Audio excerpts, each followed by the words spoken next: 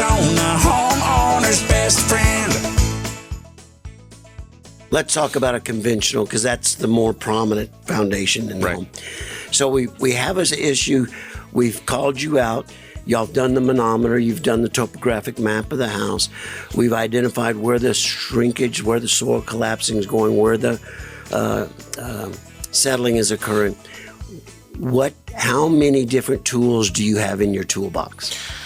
We have probably for any settlement problem, probably over 10 solutions that we can figure, we can help with. And one of the most common ones we use is called piers. Okay.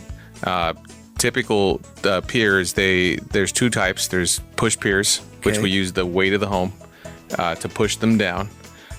And typically for heavy homes.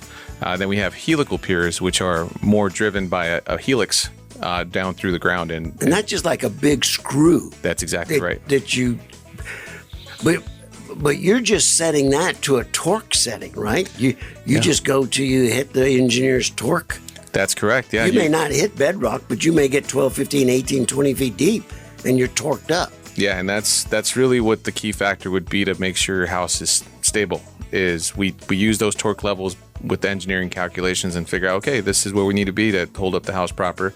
And those torque levels or pressure levels are intended to hold 2 times the weight of your house. So, if it ever fails, it fails during install. But I can tell you it never does fail because we hit the torques and the pressures every time.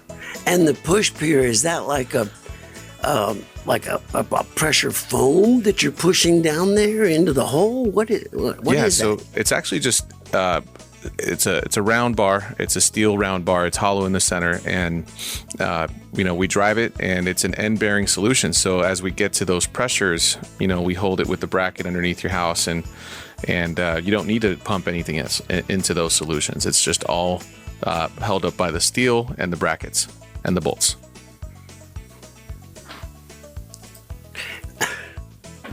Yeah. You look stunned. Well, how long will that steel last?